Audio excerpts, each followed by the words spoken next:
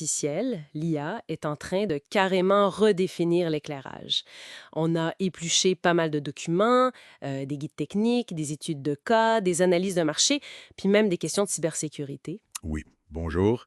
C'est un domaine qui bouge tellement vite, là. L'IA, ça transforme l'éclairage, c'est plus juste une ampoule, tu sais. Ça devient un système intelligent, réactif. Exactement. Fait que l'objectif ici, c'est de comprendre comment cette IA rend nos espaces plus efficaces, plus confortables, plus sécuritaires aussi. Puis, il paraît même que nos lumières pourraient bientôt s'adapter à nos émotions. On va y revenir. Commençons par la maison. Comment l'IA s'installe dans nos intérieurs? Ben, ça commence dès la conception, en fait. Il y a des outils là, qui permettent aux designers de simuler des ambiances lumineuses hyper précises juste à partir d'une esquisse. L'IA, elle aide à balancer les trois niveaux clés. L'ambiant, le fonctionnel pour voir clair, puis l'accentuation pour le style. Ah oui, donc on peut vraiment visualiser avant même de commencer les travaux. Puis une fois que c'est installé au quotidien, ça donne quoi? On parle de domotique avec IA, là? Oui, puis c'est là que ça devient euh, pas mal intéressant pour le confort puis les économies. Ces systèmes-là, ils apprennent nos habitudes. Fait que, mettons, ils peuvent baisser la lumière tranquillement le soir ou l'augmenter doucement le matin pour un réveil moins brutal. Moins brutal, j'aime ça. C'est ça. Puis ils ajustent aussi la lumière, des fois même le chauffage, selon si on est là ou pas.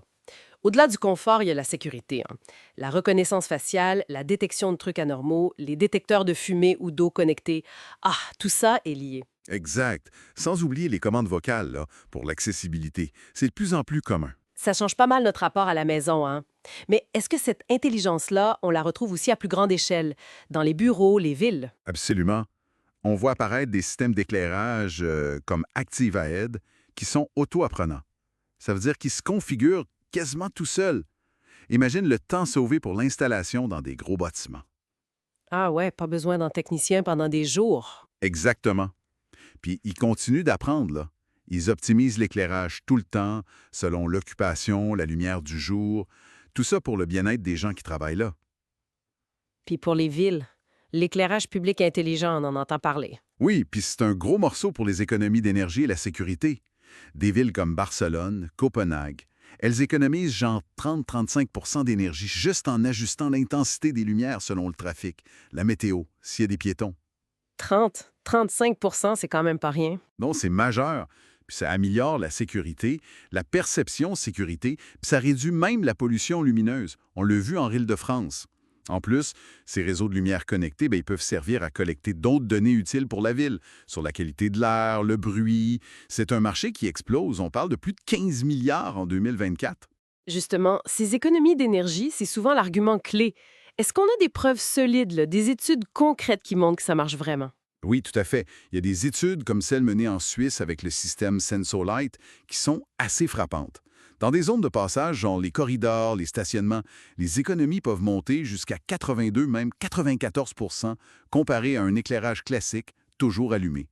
Wow, 94 c'est fou! Oui, puis dans les zones de travail, les bureaux, on parle de 55 à 58 C'est énorme. C'est vraiment impressionnant. Mais, y a-tu un mais? Est-ce que c'est si simple? Le mais, si on veut, c'est que ça dépend énormément des réglages. L'étude suisse insiste beaucoup là-dessus. Faut des temporisations courtes, faut pas que ça reste allumé pour rien, puis il faut ajuster les niveaux de lumière correctement selon les normes.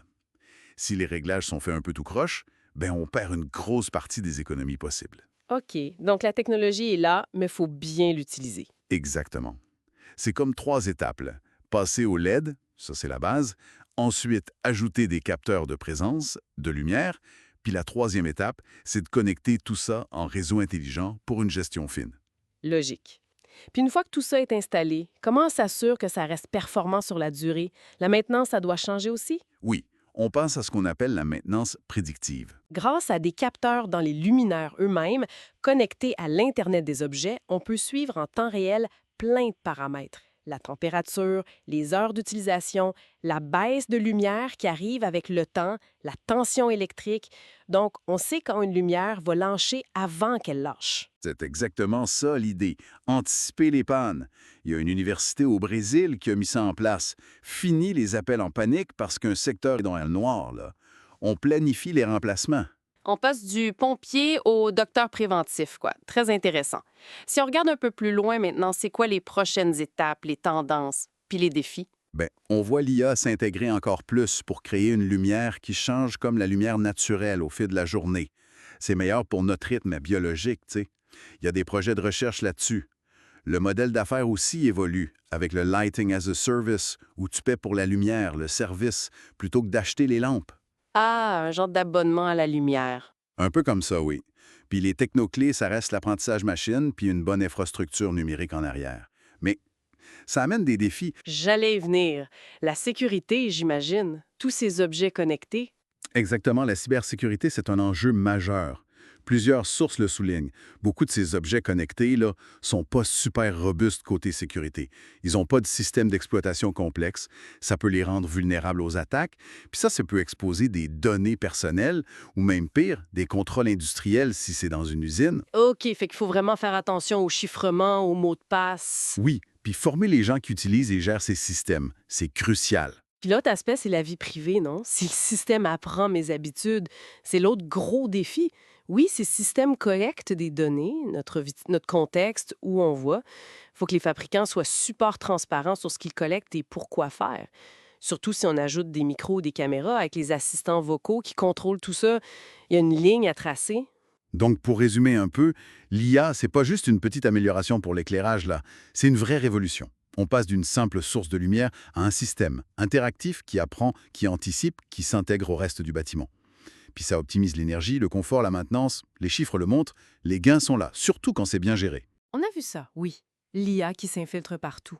De la simulation d'ambiance dans le salon jusqu'à la gestion des lampadaires en ville, en passant par cette maintenance proactive. C'est une transformation profonde, avec des avantages concrets comme ces économies d'énergie massive dont on parlait.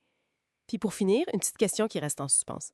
Maintenant que l'IA peut non seulement gérer notre lumière, mais qu'on parle de sa capacité future à peut-être sentir nos émotions ou analyser nos habitudes finement via tous ces appareils connectés, où est-ce qu'on met la limite? Quand est-ce que ce service hyper personnalisé devient une forme d'intrusion? Ça donne à réfléchir pour la suite.